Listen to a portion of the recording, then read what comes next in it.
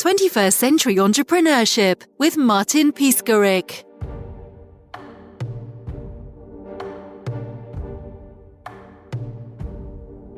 So in the Kingdom of Bhutan, when a baby is born, the tradition is that you take this baby to the monastery, and there are special monks who give the child a first name and a second name.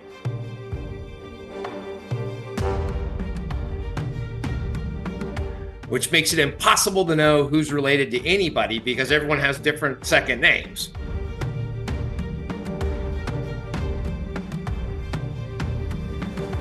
And so when we started our wine company there, we decided, hey, let's let the monks name our baby. And so we went to the master namer monk and we said, hey, can you name our baby? And they said, sure, we'd love to. And they went away for about 6 weeks. And then they came back and they said, the name of your wine brand is Chem. And we said, okay, what does that mean? And then he explained it to us. He said, when you visit a Buddhist temple, it's considered to be tradition to bring an offering for the gods. And that offering could be food, could be money, or it could be alcohol. And if it's alcohol, it's called Chem. It's the alcohol of the gods. And so we're like, that's an awesome story. We'll take it. So the name of our wine brand is Chem. My name's Mike Juergens. I'm a partner in one of the largest firms in the world where I run our global wine consulting practice. I'm also on deck to become the 61st American to ever be certified as a master of wine. I've written 8 books about wine. I also own the highest rated silver rum company in the world, SoCal Rum. I started the wine industry in the Kingdom of Bhutan in the Himalayas, which is a fascinating story.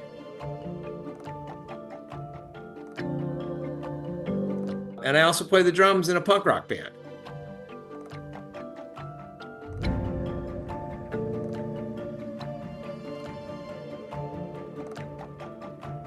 I had been running marathons around the world, and I had been trying to go to interesting places like Antarctica and Australia and stuff like that to do this. And along the way, I got an email because I was on a bunch of marathon email lists. I got an email that said Bhutan Marathon, and it clicked something in my head. And I remembered that my girlfriend had read a book about Bhutan in high school about a Bhutanese woman who moved to Bhutan and fell in love with a man and stayed there. It's kind of like Eat, Pray, Love, Bhutan style. And so she'd been always talking about wanting to go there. And so I said, well, sign us up for that. So I signed us up for the marathon.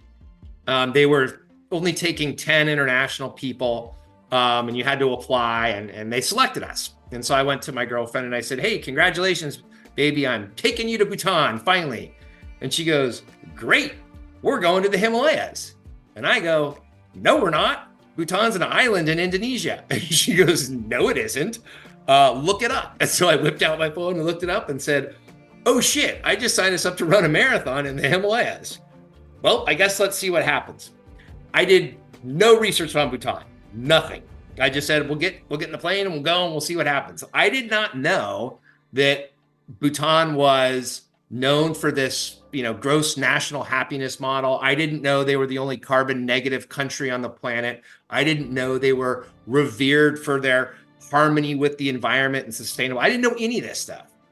I get off the plane, I'm like, wow, this place is really neat. And everything I ate was amazing. All the food and vegetables there were just bursting with flavor. I'm like, wow, this place is awesome. In my head, I'm a wine guy, right? So in my head, I assume, like everywhere else in the world that can grow fruit, they make wine. So I'm asking, including Croatia, by the way, they've been doing it for thousands of years. So I'm walking around, I'm asking everybody, where are the wineries? Where are the wineries? And everyone's like, what are you talking about? And so finally we ended up having dinner with some government officials. And I said, hey, where's your wineries? I want to visit them before I leave. And they said, we don't have any. And I said, none? And they go, no, we don't have any grapes. And I go, you don't have grapes? They go, no one's ever brought them here. And I was like, this place would be perfect for growing wine grapes. I could see this being one of the next great wine regions in the world. You need to start doing this right now. And they said, well, why do you think that? And so I rattled off, here's 7 or 8 reasons why I think. So I ended up going back to California. And when I got there, I wrote a white paper that said, here's why I think Bhutan could be one of the next great wine regions in the world. And I emailed it to him just like, hey, you guys should do this. I was just passionate that it should be done. I had no intention of doing it myself. And so that led to a conversation, which led to another conversation. And pretty soon I wrote a 10-year business plan for the kingdom. And I did a draft of their initial wine laws and regulations for them. And I just sent it all to him. I'm like, do this. Let me know when it's done. I want to come and try it. No, I had a little hand in making it happen. And they said, we want to do it, but we want to do it with you. We want you to lead it. And I was like, holy cow, to be given an entire country where I get to decide what this wine culture looks like, what the wine styles are, what the wine business models are. This has not been done in the world since New Zealand did it in the 1800s. And I think it's potentially the last country on the planet that has the organic potential to grow wine grapes that doesn't already do it. And I was like, holy cow, this is a once in a lifetime opportunity. Of course I'm in. Of course I'm doing this. I don't care that it's in the Himalayas and it's geographically inconvenient and we're going to face a myriad of challenges. I'm in. This is like the coolest adventure of all time. And so that's how it started.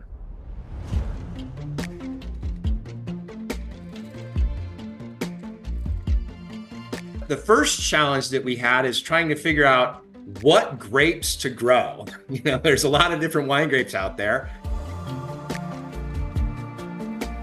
Which grapes do we grow? And they all grow differently in different climates.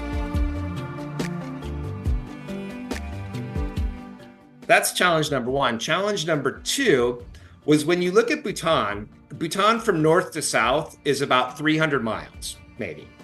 So it's not that big. In that space of 300 miles, it goes from 500 feet in altitude to like 25,000 feet in altitude. And so within that, you have every climate zone known to man. I have jungle at the bottom, I have glacier at the top, and I have everything else in between.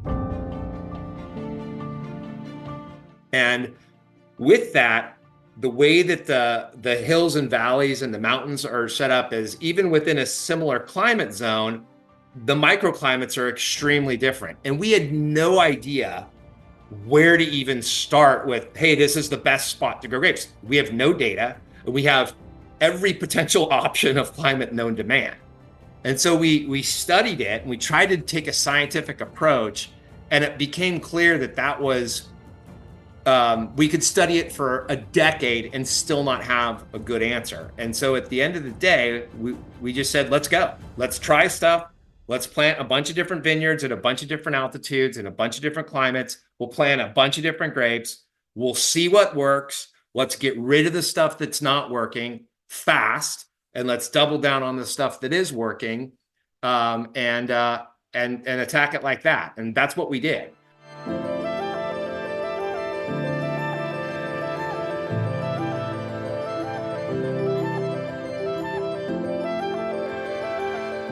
And we talk about failure.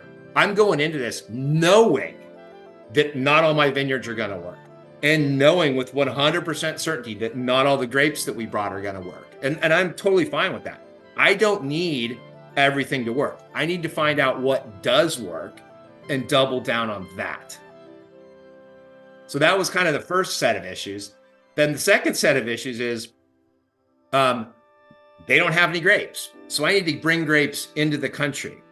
This is the only carbon negative country on the planet with magnificent biodiversity. And I'm about to import foreign invasive species into the country and plant them in the ground.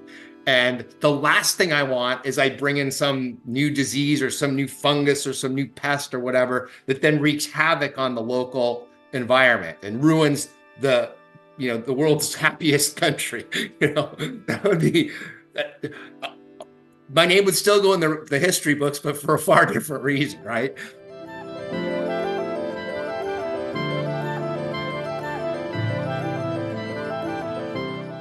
And so we had to work very closely with the Ministry of Agriculture and Forests to make sure that we're bringing this stuff in correctly. We're bringing in clean product. We're planting it in a way that we can quarantine it if need be, and keep a very, very close eye on it for the first couple years until we're sure that it's working and it's not hurting anything else. And so that required a lot of coordination and a lot of careful negotiation with the government. Then I had to get the vines. And I don't know if you know about buying grapevines, but when you email a nursery and you say, hey, I want some grapevines, and I'm from the Kingdom of Bhutan, they go, oh, you're a Nigerian prince and you want me to send you some money over here. And I couldn't get people to take me seriously.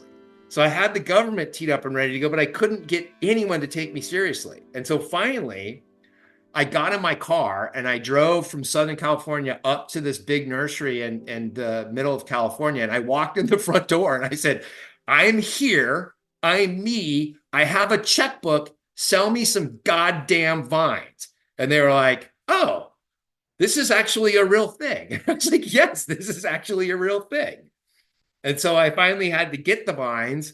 And then I had to get the vines from Southern California to the Himalayas without them starting to sprout or die along the way. So that was a whole set of logistical challenges.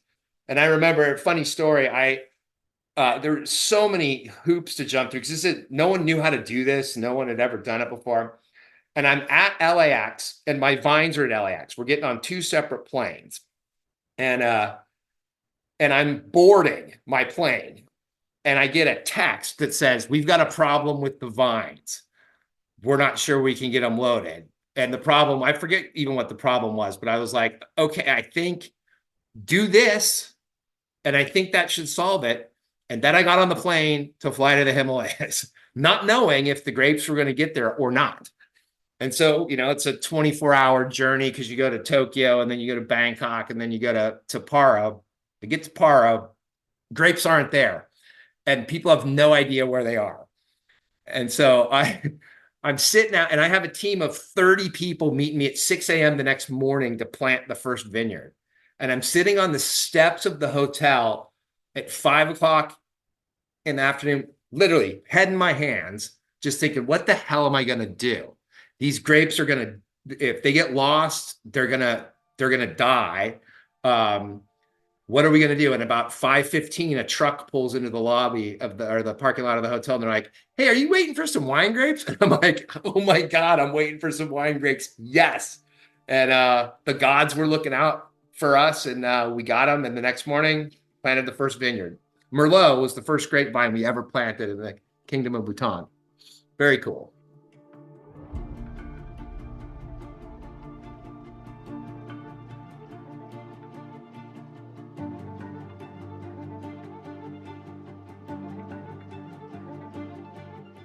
What happened with us is that I had been studying to become a master of wine, which is one of the most respected certifications in the world. And to do that, one of the things that I had been doing for years is I've been traveling to every major wine region in the world and kind of learning the culture, learning what they do there, tasting their grapes, tasting their food, talking to the people.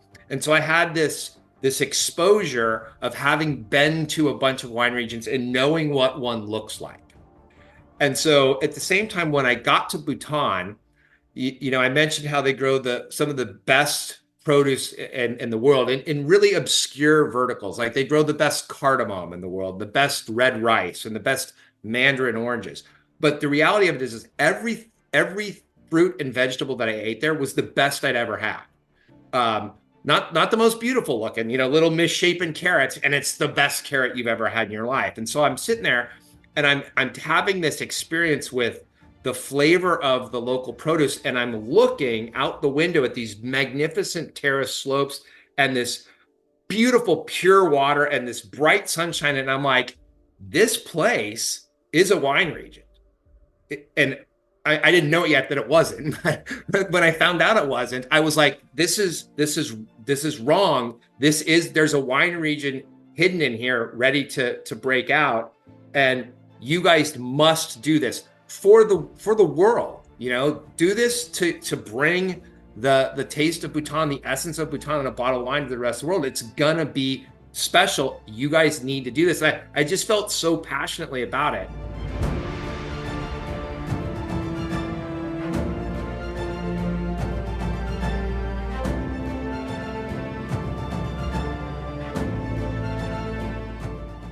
But you couldn't analyze it like you would analyze a normal, business model. I'll give you an example. In the grape world, rainfall is super important, but they don't have weather stations in Bhutan. And so the way you find out how it rains is you go to the farmer and you go, how much does it rain here? And he goes, it rains a lot. And then you ask the next guy, he goes, it doesn't rain that much. I remember being at this one farm where we're talking to this guy, we're looking at his land, and I go, how much rainfall do you get? And he goes, none. And I go, that's impossible. I go, I can see Paro Town from where we're standing. I can see it. And they get like 1,000 millimeters a year, and you get none. And he goes, oh yeah, it rains all the time over there. But then the rain comes up the valley and there's that big rock outcropping that juts out and the clouds hit there and it stops and we just get a little bit of sprinkle on the top. And so there's no data. There's no way to analyze it.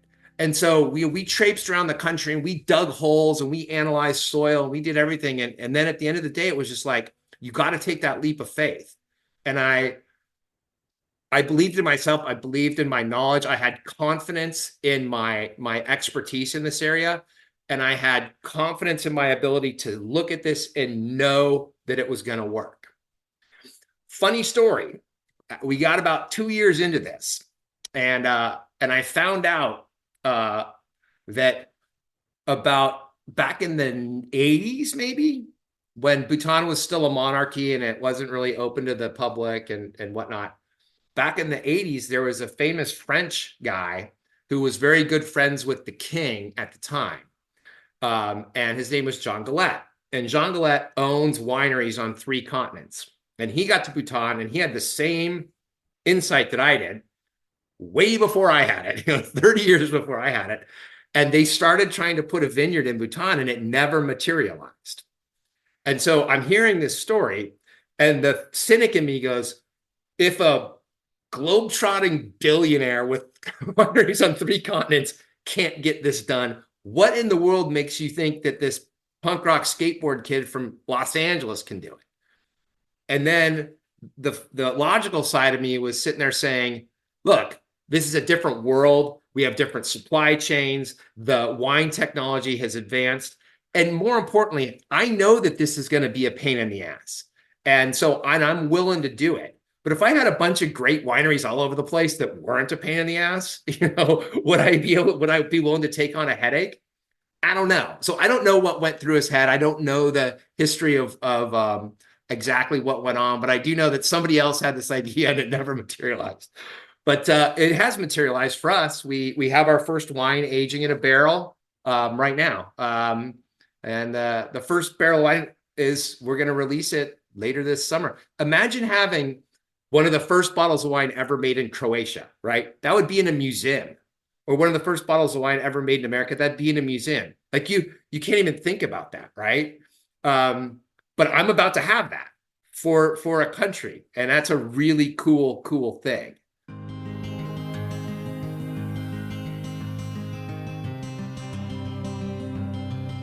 One of the marathons I ran was deep in the heart of Antarctica. And Antarctica is large. It's like the size of Australia. You don't really notice it because it's on the bottom of the globe, but it's big.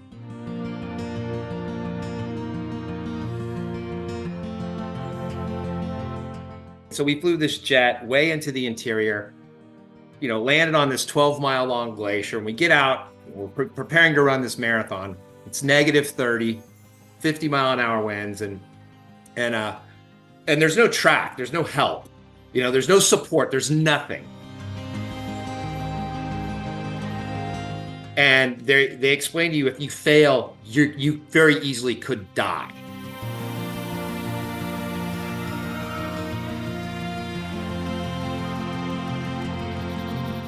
And they basically drove a snowmobile around in a giant 13-mile circle, and they said, run on this. And so we get out there, we start running, and I do the first lap, and it's hard. And I start to do the second lap, and I'm from Southern California. Like, I don't know about Antarctica. So I brought all the wrong gear, and my goggles froze over. And I couldn't see. And they had told us, if you don't have eye protection, you will go snowblind fast. So you have to have eye protection. So what I did was I tried to kind of look down out the bottom of my glasses while I'm running, but I couldn't see. And so what I would do is I would just think I'm going in the right direction, and I would start running on this little trench until I hit the side of the trench and fell down. And then I would get up and reorient myself and keep running until I hit the side of the trench again, and I would fall down. And I did this for miles. And what I didn't know is the people behind me had reported me to the medics. They thought something was wrong with me medically, because they're watching me and I keep like falling. And finally I get to this one place where there's a couple aid people, and I go, I don't think I can continue. I can't see. And the lady goes, oh yeah, you got a big problem here. And I go, I guess I'm done. And she goes, no, take my sunglasses. And I'm like, damn it, there goes my excuse. And so I take the sunglasses and I keep going, and I end up getting lost, and I get really, really cold, and I'm afraid I'm going to die, but I make it. Bottom line is I make it.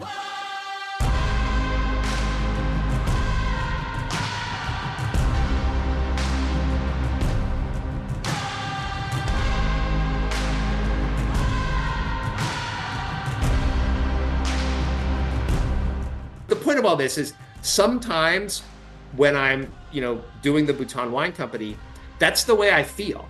Like, there's this, we don't know, and we're just going to keep running until we fall down, and then we have to pick ourselves up and keep running until we fall down again, and we're going to fall down a lot, and it's going to hurt, and we're going to be worried that we're going to die. But the only way out of it is to keep going. And the level of pride, the level of emotion that I felt when I crossed that finish line, I'm feeling it now. Like, I'm choking up a little bit right now. It was so amazing. And I cannot wait to get that same feeling with what we're doing with Bhutan. Now, admittedly, and I've been telling everybody, this project is for our grandkids. It takes a long time to figure out and optimize vines. So the true value of it to the country and to the people and to the wine world is decades away. But along the way, someday I'll hit my finish line and know I did that.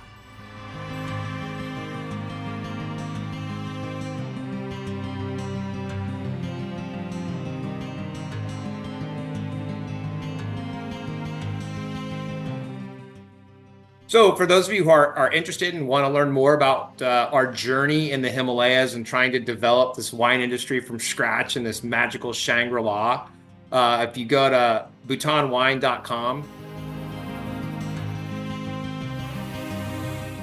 you can certainly put your email in and follow along and get updates from what we're doing. And also there's a lot of fantastic images there. You can certainly follow us on Instagram as well if you like pretty pictures of the Himalayas. And for those of you who are interested in just learning more about wine in a kind of non-threatening way, feel free to sign up for my newsletter at drinkingandknowingthings.com. It's easy, just put your email in and you'll get my thoughts on a particular wine once a week, and you can upraise your wine knowledge. 21st Century Entrepreneurship with Martin Piskarik. Imagine a space where triumphs, trials, and tales of entrepreneurship come alive. Welcome to the 21st Century Entrepreneurship Podcast, a gold awarded journey hosted by Martin Piskarik, connecting with listeners in 95 countries and ranking in the top 0.5% of all podcasts. Join our exclusive community, elevate your perspective, and embark on the path to success.